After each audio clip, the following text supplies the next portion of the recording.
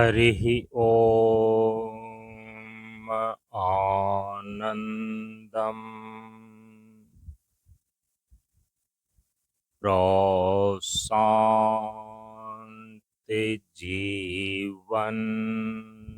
दर्शनम् नमो नारायण नारायणम्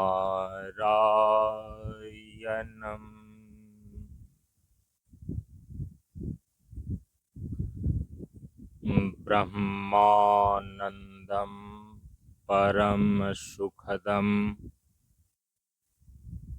केवलं ज्ञानमूर्तिं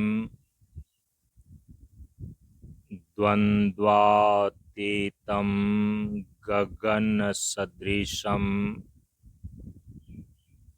तत्त्वमस्यादिलक्ष्यम्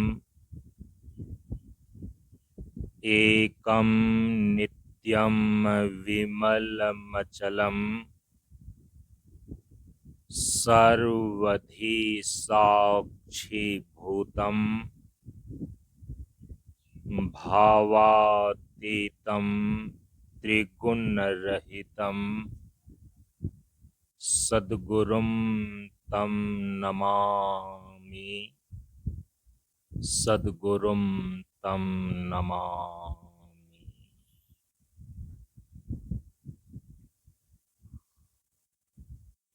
श्री गुरु चरण स्पर्श अनुभूति ज्ञान मार्ग सत्संग के सानिध्य में उपस्थित श्रद्धालु सत्संग प्रेमियों, ज्ञान बढ़े गुणवान के संगत ध्यान बढ़े तपस्वी संग किन्हाओ बुद्धि विवेक विचार बढ़े संत सन्यासी सुसज्जन तिन्हाओ। इसलिए ज्ञानी वेद है ज्ञान से व्याधा वेद है तीर सद्गुरु वेद है शब्द से भींगे सकल शरीर।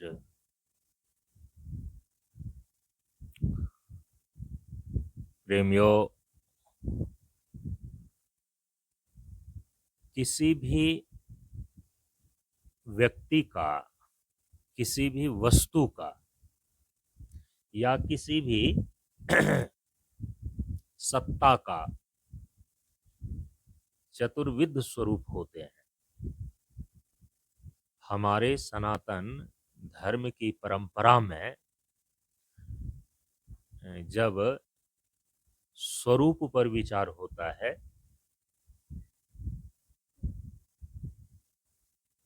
तो स्वरूप का मतलब ही होता है स्वरूप।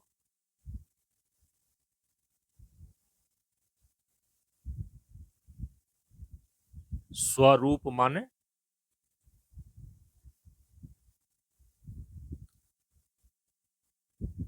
एक होता है स्वरूप और दूसरा होता है गुण। अभी दर्शन शास्त्र में लोग किसी भी वस्तु के जो उनके निजी स्वरूप होते हैं तो उसको लेकर के कहा जाता है कि उसका जो है सेल्फ प्रॉपर्टीज क्या है, उनका निज स्वभाव निज गुण।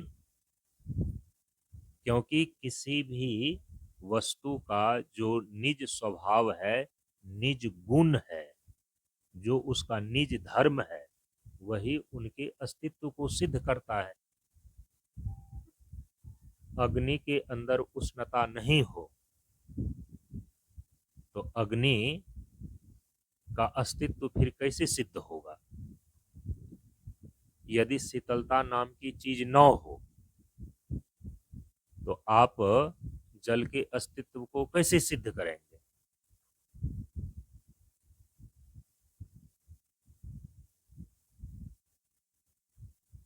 तो जैसे शीतलता जल तत्व का स्वभाव है, उसका निजी गुण है, शीतलता जल का धर्म है।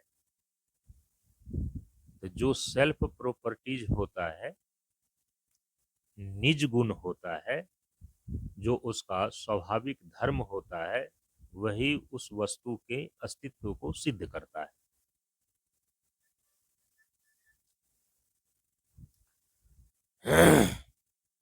लेकिन जब स्वरूप को लेकर के हमारे सनातन धर्म के शास्त्रों में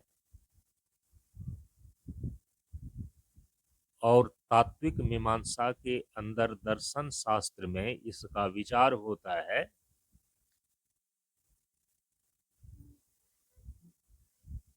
तो कई बार जो है तो स्वरूप का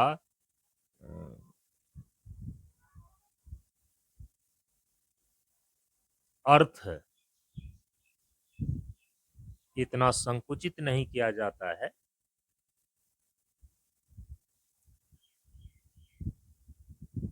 कि जो उनकी मूल स्थिति है उसी को लेकर के केवल स्वरूप कहा गया हो। किसी वस्तु या पदार्थ के बाहरी रूप को लेकर भी कई बार उस वस्तु का यह स्वरूप है ऐसा बोल दिया जाता है। तो स्वरूप यह एक ऐसा शब्द है कि प्रकरण के हिसाब से, संदर्भ के हिसाब से वहां पर समझना पड़ता है कि वहां पर स्वरूप का कौन सा अर्थ ग्रहण किया गया है। इसीलिए स्वरूप शब्द को लेकर के एक बात ध्यान में रख लेनी चाहिए कि सनातन धर्म के तत्व दर्शन के अंतर्गत स्वरूप शब्द को लेकर के जो विचार किया गया है, उन सारे विचारों के आधार पर किसी भी वस्तु के, किसी भी पदार्थ के,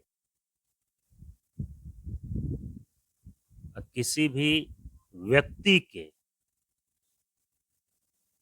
या कहें कि किसी भी तत्व के चतुर्विध स्वरूप निश्चित होते हैं।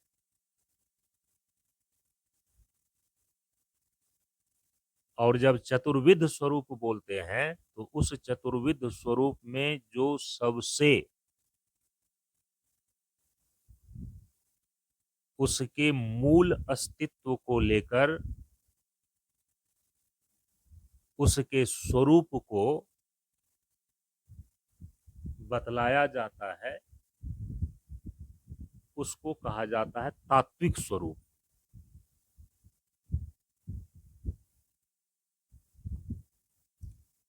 कि इसका ये तात्विक स्वरूप है। तात्विक स्वरूप का मतलब हो गया है तत्। तत् माने वास्तव में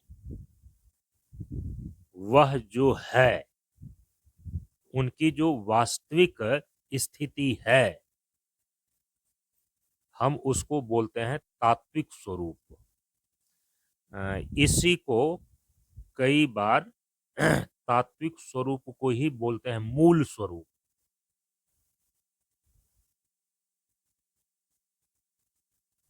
तात्विक स्वरूप कहें या मूल स्वरूप कहें, और कई बार तात्विक और मूल स्वरूप को ही लेकर के कह दिया जाता है कि इस वस्तु का पारमार्थिक स्वरूप। अब इतने अर्थों में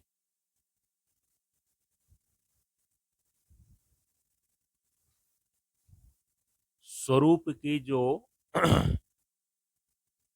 पहली स्थिति है,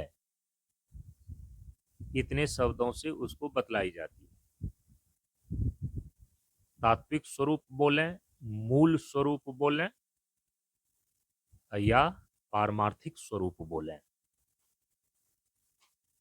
एक तो ये हो गया।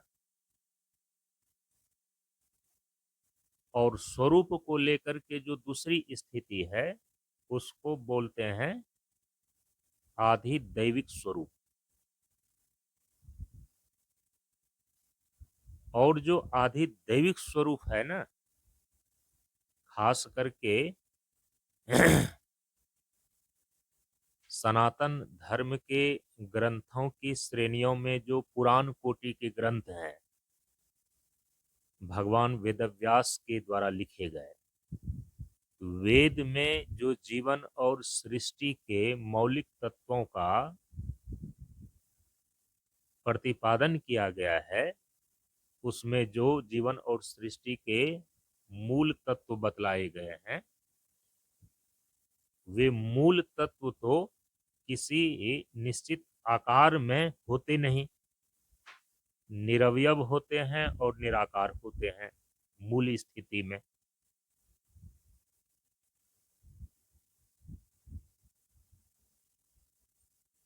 तो भगवान वेदव्यास ने वेद के उन निर्गुण, निरवयव या कहें कि सगुण निराकार तत्वों को भी एक आकार और एक विग्रह के रूप में पुराणों के अंदर उनको प्रस्तुत किया। तत्व जब आकार ले ले, तत्व जब एक विग्रह को धारण करे,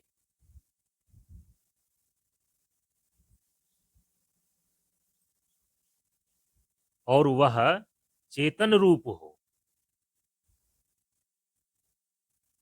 तब हम उसको बोलते हैं अधिदैव।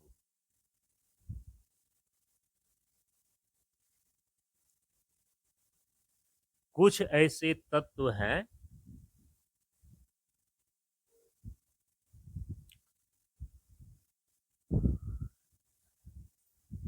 जिसका समष्टि रूप है,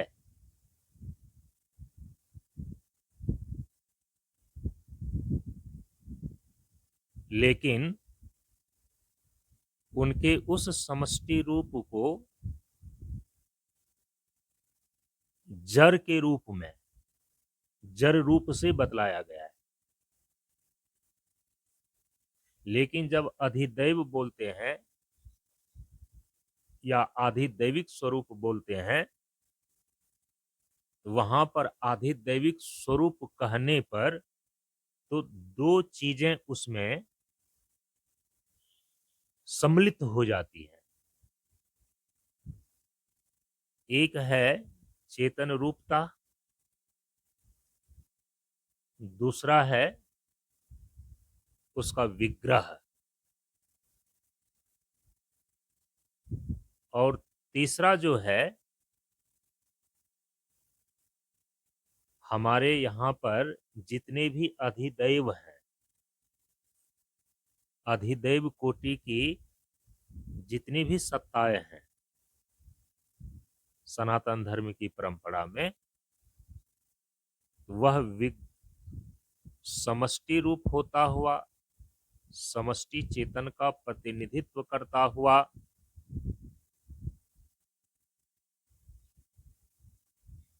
वह अनुग्रह करने के लिए अनेक रूपों को धारण करने का सामर्थ्य रखते हैं।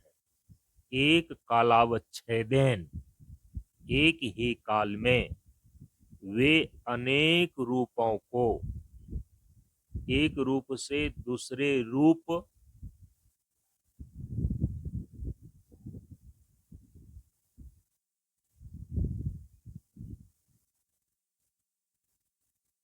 बिल्कुल एक जैसे भी हो सकते हैं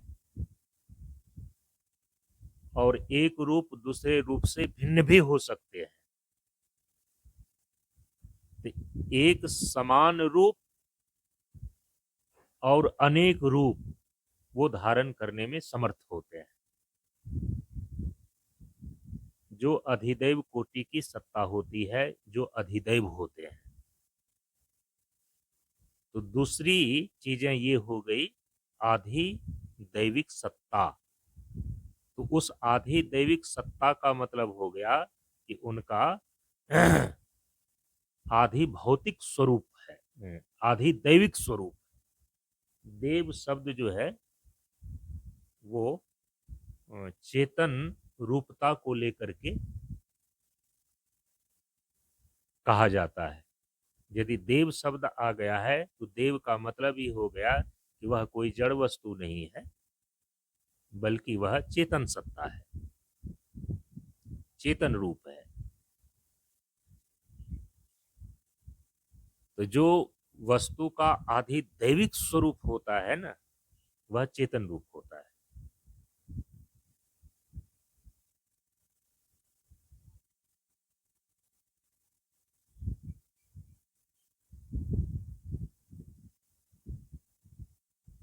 विग्रहवान होता है,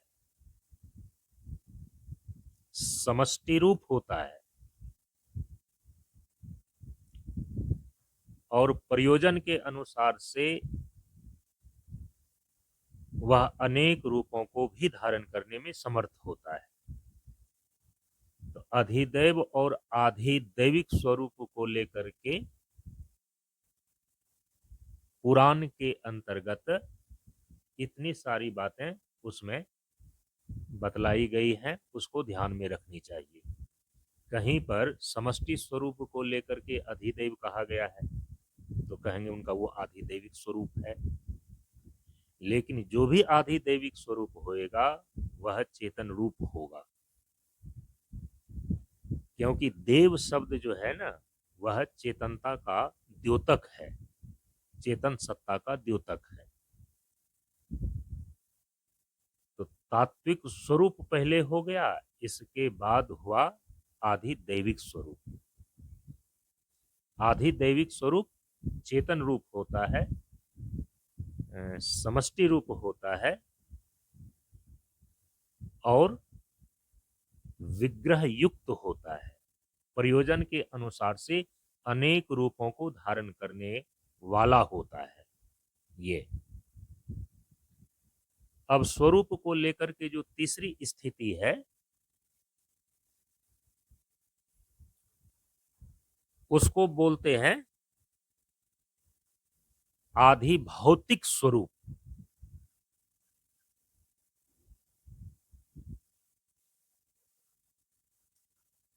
और आधि भौतिक स्वरूप को लेकर के ही उस वस्तु की आधि भौतिक सत्ता मानी गई है।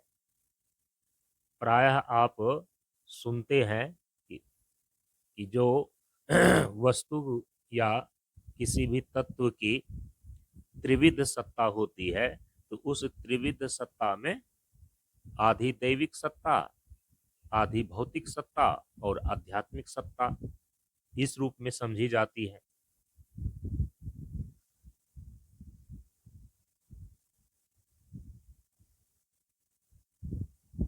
तो विषय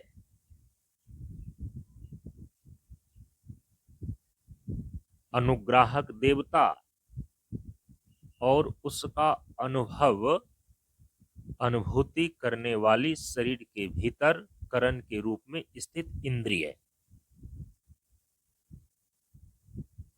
जब इस रूप में देखी जाती है तो वहां त्रिविध सत्ता का कॉन्सेप्ट आता है, अवधारणा आता है। तो जो अनुग्राहक देवता है उसको अधिदैव कहा जाता है। जैसे कि हमारे शरीर के भीतर नेत्र एक इंद्रिय है, चक्षु एक इंद्रिय है, इसका काम है देखना। किसी भी वस्तु के रूप का ज्ञान ग्रहण करना, रूप का अनुभव करना। लेकिन यह नेत्र और चक्षु इंद्रिय रूप विषय का ज्ञान तब तक नहीं कर पाता है जब तक इसके अनुग्राहक देवता सूर्य के प्रकाश की उपस्थिति नहीं हो। आपकी आंखें भी ठीक है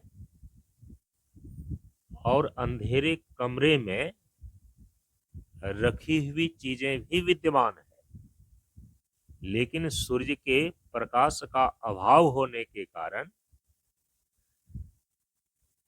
तो आंख और रूप विषय अंधेरे कमरे में होने के बावजूद भी उस रूप का ज्ञान नहीं हो पाता है।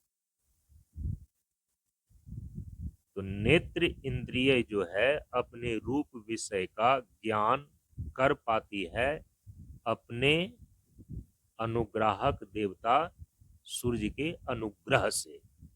अनुग्रह का अर्थ आप समझते हैं?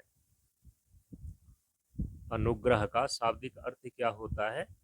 अनु जोर ग्रह बराबर अनुग्रह। अनु माने बाद, अनु माने पश्चात, और ग्रह का मतलब क्या होता है? ग्रहण करना। जिसके होने के बाद ही, जिसके होने के पश्चात ही ग्रहण हो सके, हम उसको बोलते हैं अनुग्रह। जिसके होने पर ग्रहण हो और जिसके न होने पर ग्रहण न हो, तो जिसके होने पर ग्रहण हो सके हम उसको बोलते हैं अनुग्रह। तो अनुग्राहक देवता का मतलब हो गया कि प्रत्येक इंद्रियां अपने विषयों का ज्ञान जो ग्रहण करती है, जिसके होने पर ग्रहण कर पाती है और जिसके नहीं होने पर वो ग्रहण नहीं कर पाती है, वो उस इंद्रिय का अनुग्राहक देवता कहा जाता है। जैसे कि चक्षु इंद्रिय अपने रूप विषय को सूर्य के प्रकाश के होने के बाद ही रूप विषय को ग्रहण कर पाती है। यदि सूर्य का प्रकाश नहीं है, सूर्य की उपस्थिति नहीं है, तो सूर्य प्रकाश के नहीं होने पर चक्षुर इंद्रिय, नेत्र इंद्रिय अपने रूप विषय को ग्रहण नहीं कर पाती है, उसका ज्ञान नहीं कर पाती है। इसीलिए जो सूर्य है वो चक्षुर इंद्रिय का अनुग्राहक देवता कहा गया, कहलाता है। ये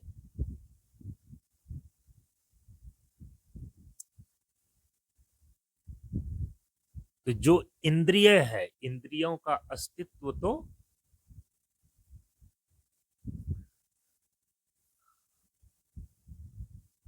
अनुभव करने के करण के रूप में इस शरीर के भीतर है, इसलिए उसको बोलते हैं अध्यात्म। अनुभव करने वाली जो इंद्रियां हैं,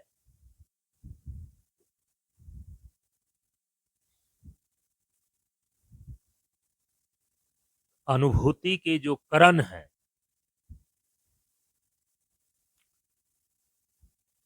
तो हम उसको बोलते हैं अध्यात्म, जिसका अस्तित्व हमारे शरीर के अंदर हो। और जो विषय रूप है, विषय रूप जितनी भी चीजें हैं, विषय होकर के जो इंद्रियों को ग्रहण होती है, ये जो इंद्रियों का विषय बनता है, जो इंद्रियों का विषय बने,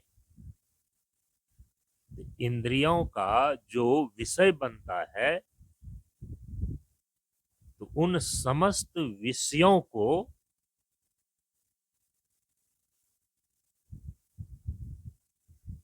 तो अधिभूत बोलते हैं। उसको कहा जाता है अधिभूत। विषय की संज्ञा है अधिभूत, इंद्रिय की संज्ञा है अध्यात्म।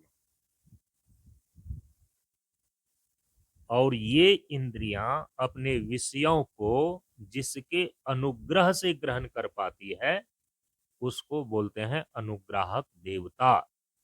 तो अनुग्राहक देवता की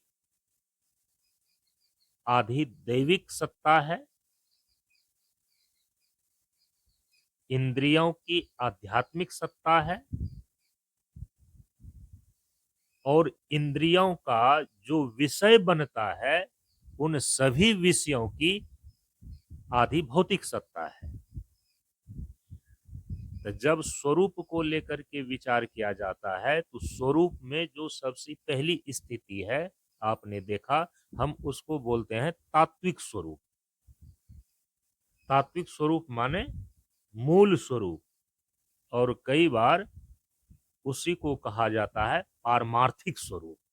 इसके बाद स्वरूप के आयामों को बताने के लिए जो स्वरूप की दूसरी स्थिति है उसको बोलते हैं आधि दैविक स्वरूप।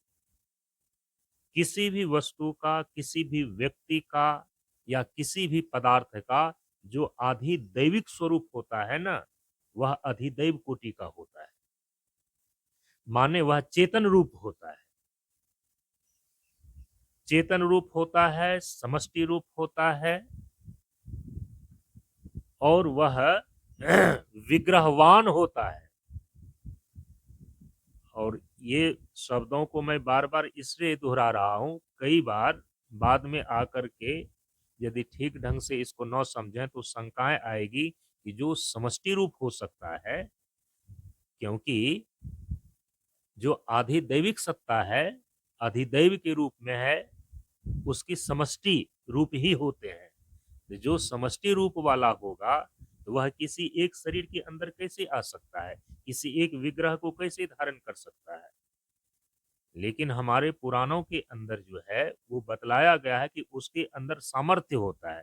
जब निर्गुण निराकार ब्रह्म अपनी योग माया शक्ति के द्वारा वो सगुण ब्रह्म होकर के जगत के सारे तत्वों की उत्पत्ति कर सकता है, उसी रूप में अपनी अभिव्यक्ति कर सकता है, तो आधि दैविक स्वरूप में वो क्यों नहीं प्रकट हो सकते। ये समस्याएं उन लोगों के लिए है जिन लोगों के अंदर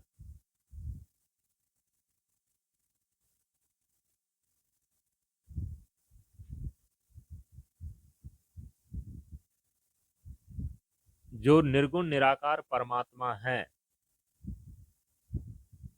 वो सगुण साकार कैसे हो सकते हैं।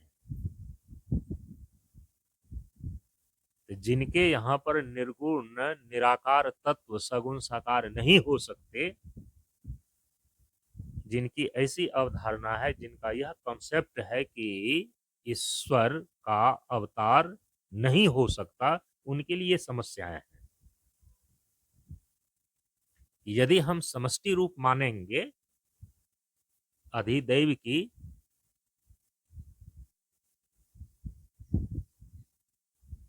अधिदैव यदि समष्टि रूप होते हैं तो फिर वह विग्रह को धारण कैसे कर सकता है। विग्रह को धारण करने पर तो वह एक व्यष्टि रूप हो जाएगा।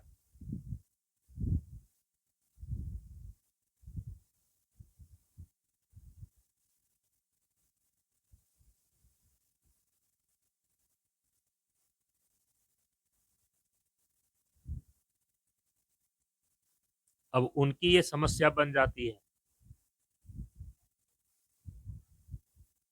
इसीलिए यहाँ पर बताया जा रहा है कि जब आधि दैविक स्वरूप कहा जाता है आधि दैविक सत्ता को लेकर के,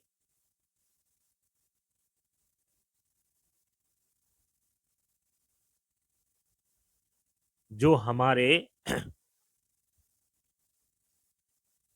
सनातन धर्म के मूल ग्रंथ वेद में ही अधिदैव को माना गया है। भगवान वेद व्यास ने उस अधिदेव को आधि दैविक सत्ता के रूप में उनके आधिदैविक स्वरूप को बताने के संदर्भ में पुराणों में यह वर्णन किया कि जब हम अधिदैव बोलते हैं, जब हम आधिदैविक स्वरूप बोलते हैं और जब आधिदैविक सत्ता बोलते हैं, तो वहां पर जिन जिन चीजों को ग्रहण किया जाता है उसका जो जो अभिप्राय होता है, जो जो चीजें उसमें आकर के सम्मिलित होती हैं, उनको ध्यान में रखनी चाहिए। जैसे ही अधिदैव बोलते हैं, जैसे ही आधिदैविक स्वरूप बोलते हैं, जैसे ही आधिदैविक सत्ता बोलते हैं, तो वहां पर जो सबसे पहली चीज है, जो आधिदैविक सत्ता होती है, आधिदैविक स्वरूप होता है, वह चेतन स्वरूप होगा, माने वह चेतन रूप होगा, वो चेतन सत्ता होगी। साथ ही साथ चूंकि जो समष्टि रूप है वेद के अंदर, उसी को अधिदैव कहा गया है, तो इसका मतलब है समष्टि रूप भी होता है। देव शब्द चेतनता का या चेतन सत्ता का ही द्योतक है, इसीलिए वहां देव शब्द का प्रयोग किया जाए। आधिदैविक स्वरूप का मतलब ही है वह चेतन रूप होगा।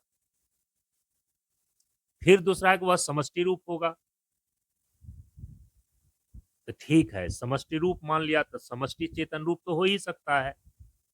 समस्याएं कहाँ आ जाती हैं कि जब हम उसको बोलते हैं कि वह विग्रह युक्त होता है,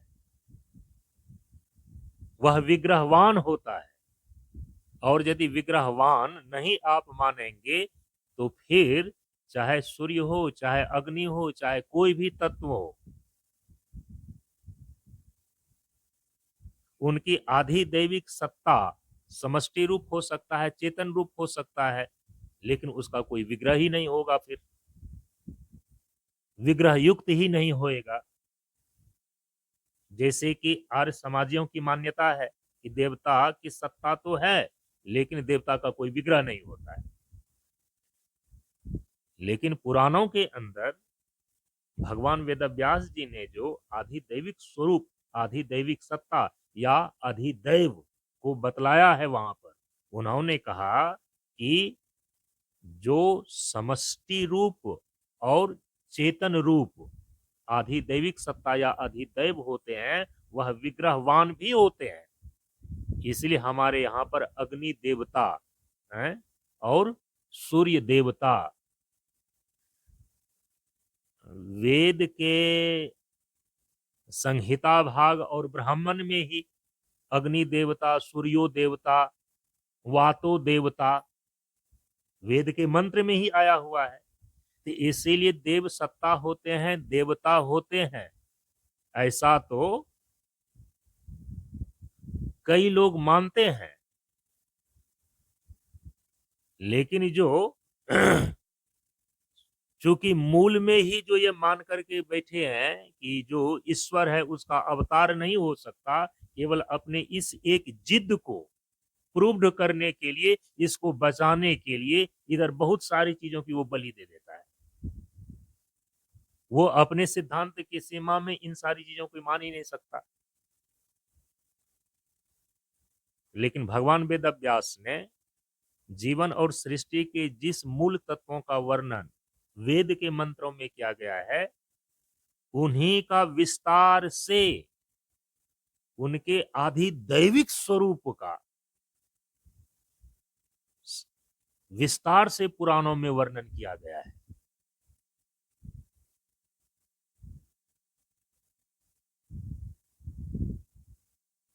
अग्नि के आधिदैविक स्वरूप का, सूर्य के आधिदैविक स्वरूप का, वायु के आधिदैविक स्वरूप का विस्तार से वर्णन किया भगवान वेदव्यास ने पुराणों में।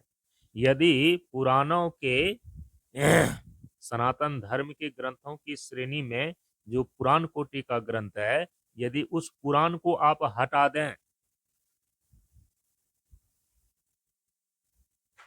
तो आप वस्तु के आधिदैविक स्वरूप को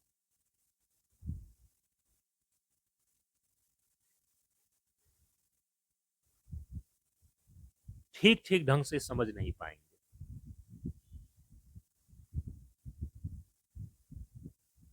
तो जो वस्तु का, पदार्थ का आधिदैविक स्वरूप होता है, एक तो है कि वो चेतन रूप होता है, दूसरा समष्टि रूप होता है, तीसरा वह विग्रह युक्त होता है, विग्रहवान होता है। और यदि विग्रहवान नहीं होएगा तो जिस देवता के नाम पर जो आहुति डाली जाती है वो उसको ग्रहण कैसे करेगा? और यदि वो ग्रहण नहीं करेगा तो क्या केवल एक ऐसे ही खोखली धारणा और मान्यता और आस्था विश्वास के आधार पर हम देवता के नाम पर स्वाहा स्वाहा स्वाहा, इदम इंद्राय इदम न मम, इदम अग्नय इदम न मम, इदम सूर्याय इदम न मम, ये सब कहते चले जाते हैं? इसका मतलब है कि विग्रह युक्त होकर के कोई न कोई अग्नि देवता है जो मेरी इस आहुति को वो ग्रहण कर रहा है। कोई न कोई सूर्य देवता विग्रहवान है जो कि मेरी इस आहुति को ग्रहण कर रहा है।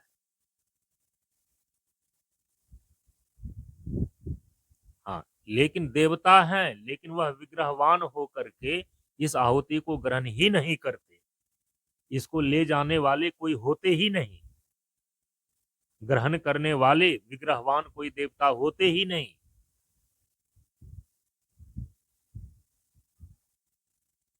शब्द रूप ही केवल देवता होते हैं, उससे अलग देवता का और कोई अस्तित्व नहीं है।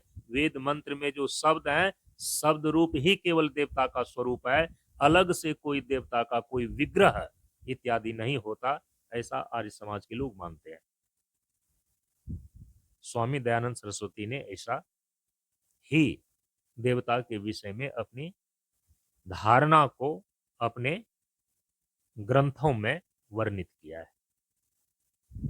लेकिन हमारे पुराणों के अंदर देवताओं का ऐसा स्वरूप नहीं है। आधि दैविक स्वरूप होते हैं, चेतन रूप होते हैं, चेतन रूप होता हुआ समष्टि रूप होते हैं, चेतन समष्टि रूप होता हुआ वह विग्रहवान होते हैं।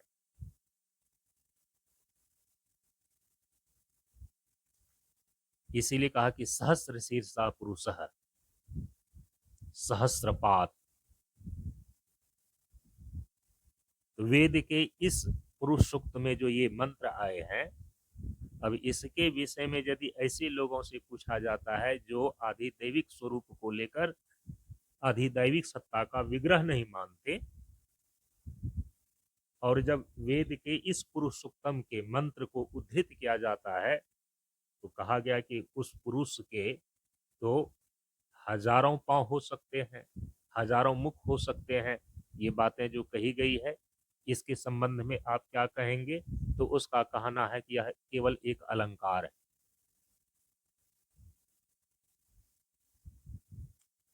ये वस्तु स्थिति को ख्यापित नहीं किया है कि उस पुरुष के सचमुच में हजार मुख होंगे और हजार पांव होंगे।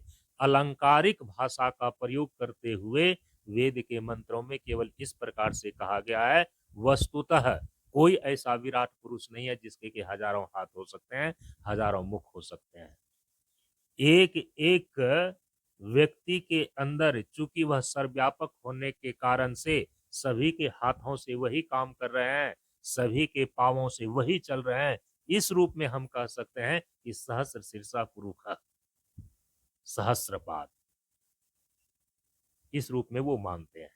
माने हर हालत में जहां की सीधे विग्रह वान के रूप में पुरुष तत्व का वर्णन किया गया है, अंग और प्रत्यंग का भी वहां पर स्पष्ट रूप से निर्देश दिया गया है। लेकिन चूंकि देवता विग्रहवान नहीं हो सकते, परमात्मा तो आकार ग्रहण नहीं कर सकते, जो जिद पूर्वक इस मान्यता को लेकर के बैठे हुए हैं, वे वेद के मंत्रों में विराट पुरुष के सहस्र पैर और सहस्र मुख इत्यादि का स्पष्ट वर्णन होने के बावजूद भी वो केवल इसको अलंकार मान करके इन सारी चीजों का वो निषेध करते हैं।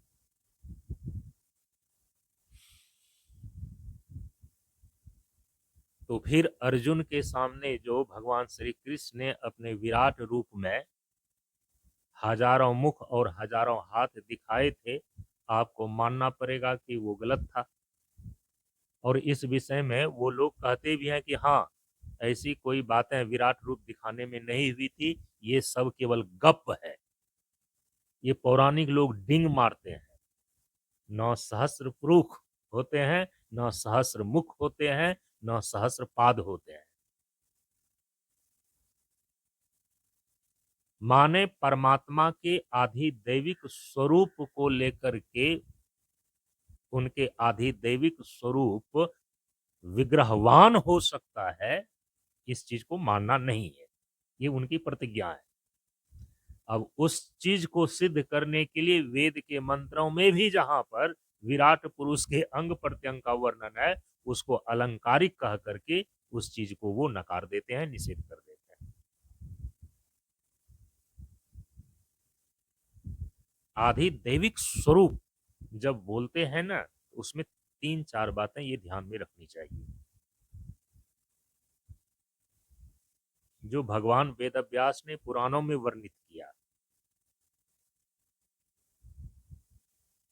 चाहे एक छोटा सा तिनका हो या विराट पुरुष हो, प्रत्येक वस्तु, प्रत्येक पदार्थ और प्रत्येक व्यक्ति, इनके चतुर्विध स्वरूप होते हैं। इसीलिए एक चतुर्विध स्वरूप को जब ठीक ठीक ढंग से इन स्वरूप की इस चारों आयामों को जो ठीक ढंग से समझ करके अपने भीतर में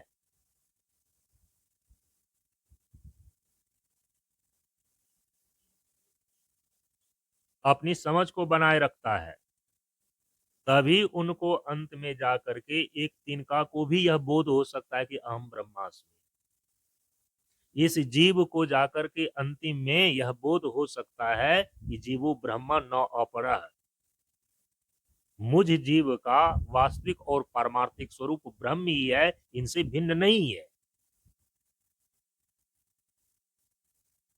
यदि किसी भी व्यक्ति, वस्तु या पदार्थ का चतुर्विध स्वरूप नहीं होएगा, एक ही वस्तु का चतुर्विध स्वरूप, एक ब्रह्मा मूल में ब्रह्म है, आदि दैविक स्वरूप में ब्रह्मा है, हिरण्यगर्भ है, आदित्य है, और वही आधि भौतिक रूप में दिखाई पड़ने वाले विग्रहवान मूर्तियों में है, और वही जन्म को धारण करके विशेष प्रयोजन को सिद्ध करने के लिए हमारे और आप जैसे शरीर में भी आते हैं। ये हमारे सनातन धर्म के अंदर एक अद्वितीय तत्व का, एक वो अहम बहुश्याम, मैं एक हूं अनेक हो जाऊं, एक अद्वितीय तत्व का नाना रूपों में अभिव्यक्त होने का ये अवधारणा है, ये कॉन्सेप्ट है, और उसी में ये 4 स्वरूप निश्चित हो जाते हैं।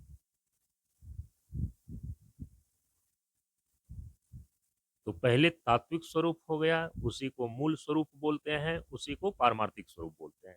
इसके बाद आधि दैविक स्वरूप हो गया। उस आधि दैविक स्वरूप को लेकर के ही अधिकांश विद्वानों के बीच, आचार्यों के बीच, तो समझिए कि शास्त्रार्थ है और विवाद है।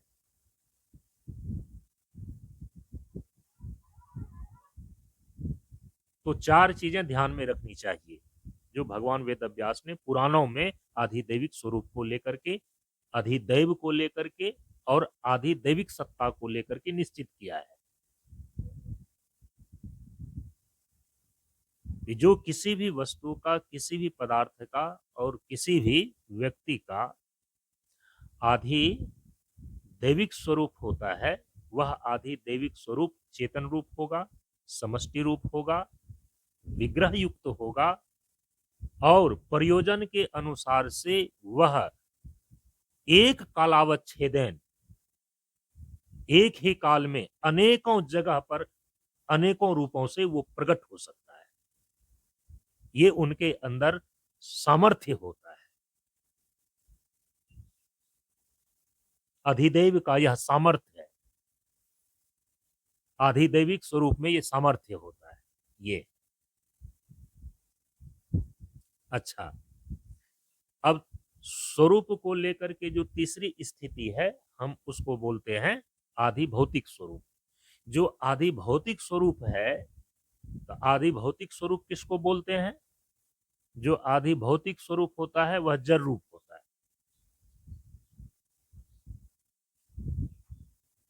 अच्छा, आदि भौतिक स्वरूप जो है जड़ रूप है,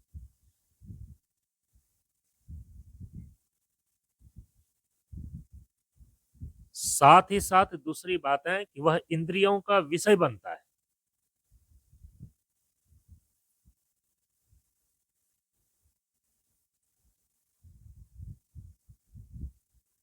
इसीलिए उसको आधि भौतिक सत्ता उसकी मानी जाती है, या उसी को अधिभूत बोलते हैं। जितने भी विषय हैं वो अधिभूत रूप हैं।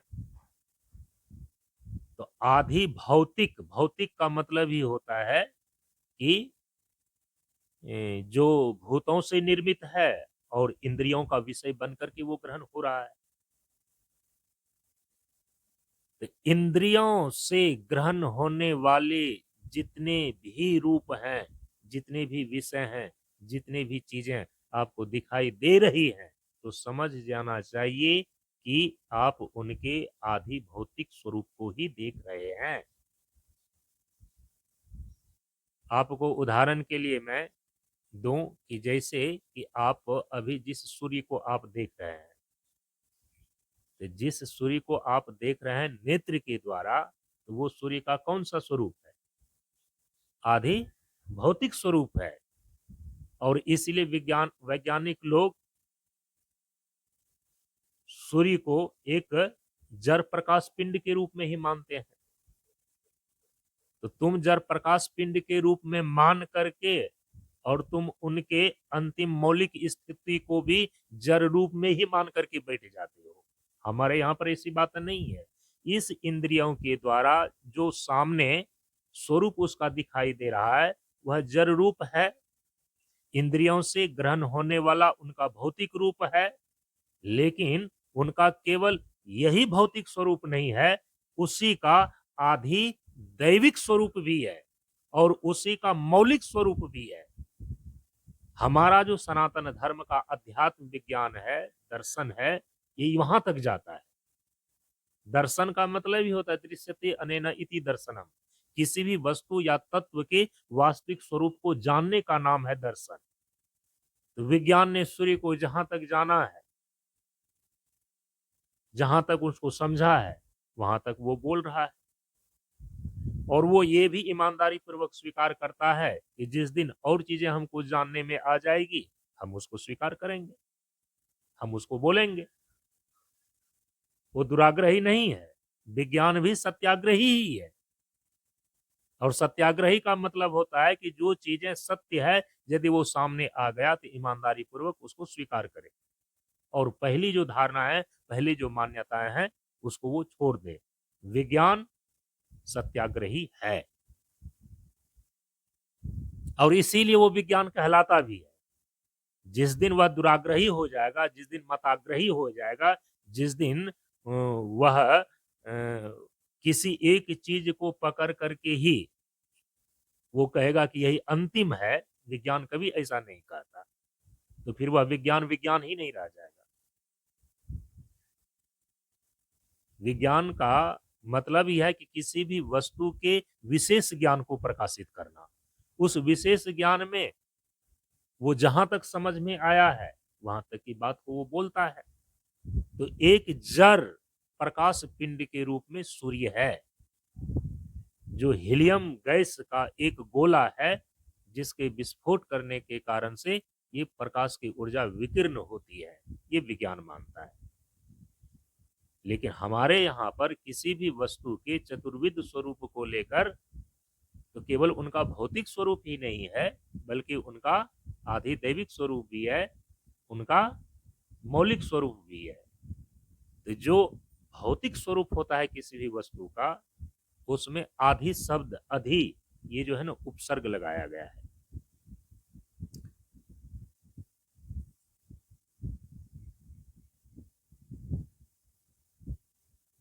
और अधि जो है ना वहां पर अधि उपसर्ग को दो तीन अर्थों में ग्रहण किया गया है। एक अर्थ को यहाँ पर समझ करके रख लेना चाहिए। अधि का मतलब होता है अधिष्ठान।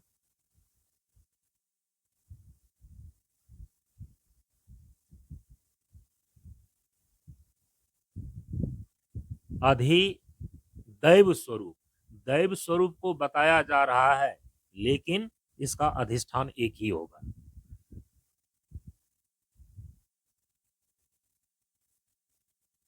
अध्यात्म स्वरूप को बताया जा रहा है,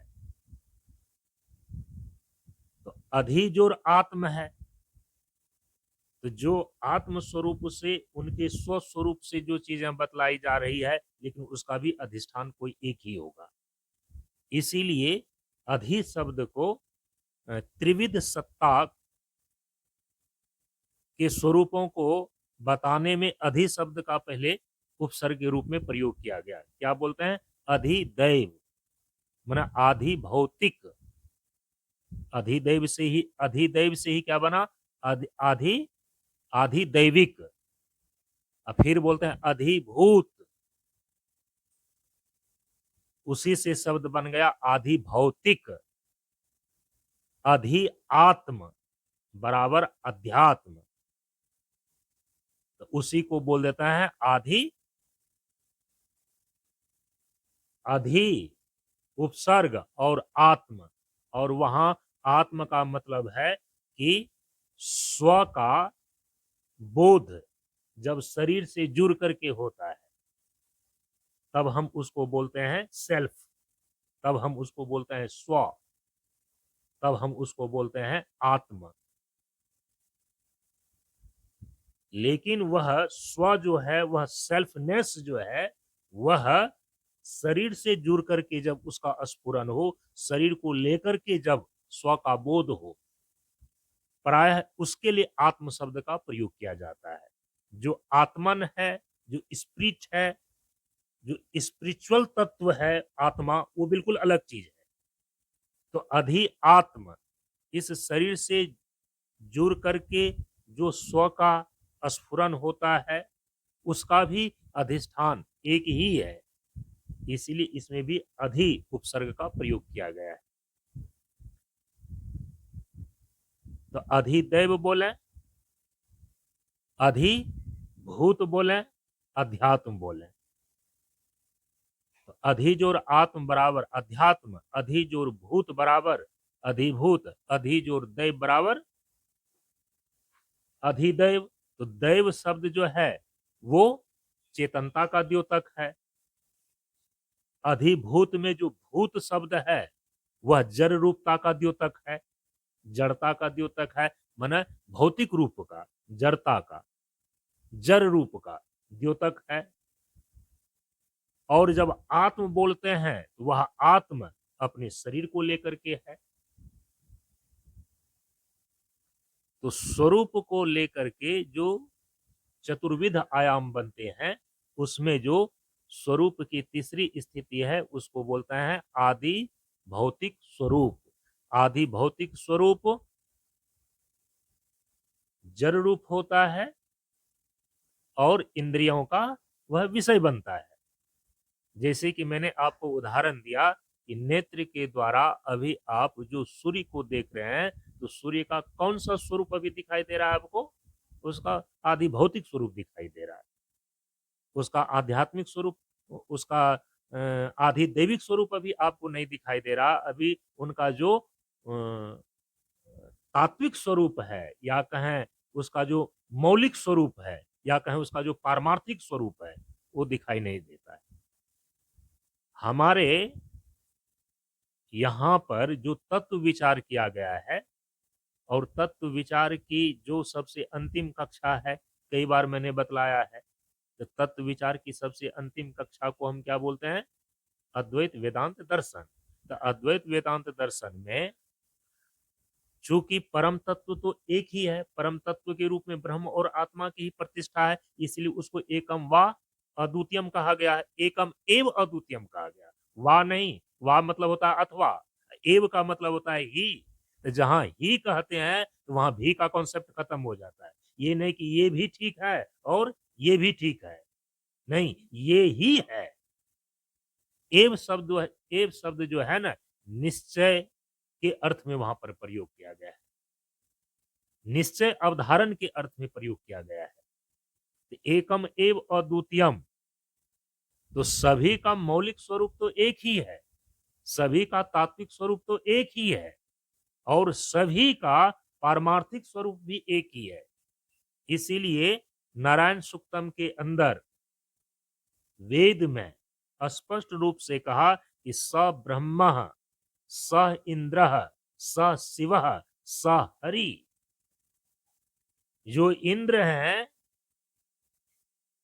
जो हरि हैं, जो शिव हैं, और जो विष्णु हैं, और जो ब्रह्मा हैं, ये सभी तत्वतः एक ही हैं। एक अद्वितीय तत्व की ही अलग अलग रूपों में अभिव्यक्ति हुई है। सबका वास्तविक, सबका मौलिक, सबका पारमार्थिक और सबका तात्विक स्वरूप तो एक ही है। इसीलिए कहते हैं कि तात्विक एकता है और औपाधिक भेद है। ये है तत्व विचार का जो अंतिम मीमांसा है, अंतिम जो व्याख्या है। हमारे यहाँ पर किसी भी वस्तु, व्यक्ति या पदार्थ का अ,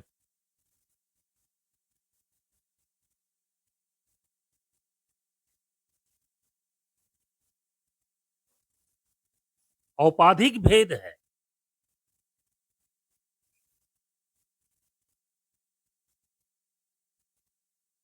तात्विक भेद नहीं है। इसीलिए एकता सिद्ध होती है तात्विक स्वरूप को लेकर, और भेद सिद्ध होता है उपाधि को लेकर के। और उपाधि का मतलब ही होता है, उपाधि है गुण, उपाधि है उनका विशेषण, उपाधि जो है उनकी अर्थ क्रियाकारिता का अलग प्रकार का होना, यही सब तो उपाधि बनती है। तो हमारे यहाँ पर तात्विक एकता है और भेद औपाधिक है।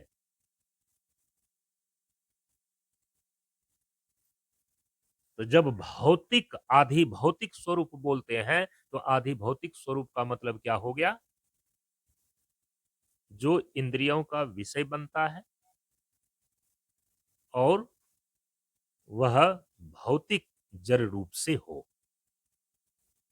अच्छा, इसके बाद जो स्वरूप के चतुर्विध आयामों को लेकर के चौथी स्थिति बनती है स्वरूप को लेकर के, वो है आध्यात्मिक स्वरूप। कई बार आप बोलते हैं ये आध्यात्मिक स्वरूप है, ये आध्यात्मिक स्वरूप है। आध्यात्मिक स्वरूप माने क्या? आध्यात्मिक स्वरूप का मतलब होता है कि जो सत्ता, जिसकी सत्ता हमारे शरीर के भीतर है, जिसकी सत्ता हमारे शरीर के भीतर हो, और हम जिसकी अनुभूति कर सकते हो,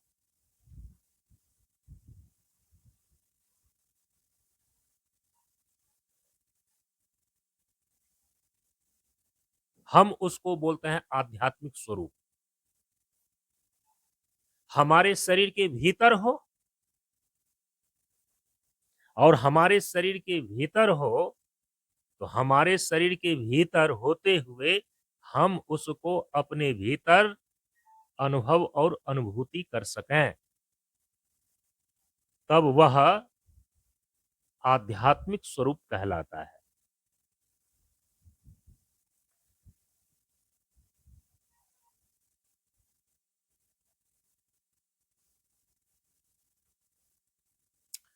तो जो तात्विक स्वरूप होता है ना,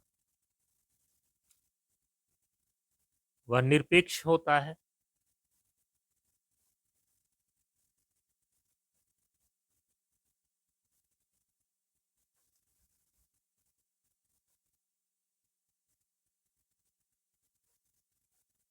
जो आधिदैविक स्वरूप होता है, वह चेतन रूप होता है।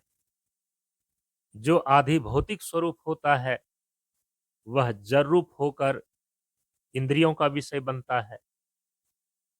और जो आध्यात्मिक स्वरूप होता है, वह हमारे शरीर के भीतर अनुभूति में आता है।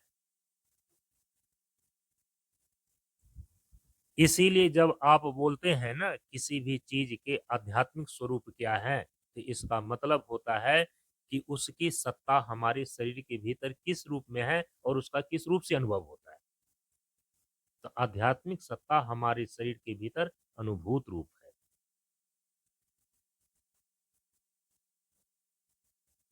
और जो आधि भौतिक सत्ता है, वो बाहर जड़ विषय रूप है। और जो आधि दैविक सत्ता है, वो समष्टि चेतन रूप है। और उसके अंदर प्रयोजन के अनुसार से विग्रह को धारण करने का भी सामर्थ्य होता है, वह विग्रह युक्त भी होता है। लेकिन जो तात्विक स्वरूप है, वह तात्विक स्वरूप बिल्कुल निरपेक्ष होता है, जिसकी स्थिति, जिसकी सत्ता किसी की अपेक्षा नहीं रखता हो, हम उसको बोलते हैं निरपेक्ष। जिसकी सत्ता किसी पर निर्भर न हो, जिसको मूल में अपने स्वयं के अस्तित्व को स्वयं ही सिद्ध करता हो, हम उसको बोलते हैं तात्विक स्वरूप, उनकी तात्विक स्थिति।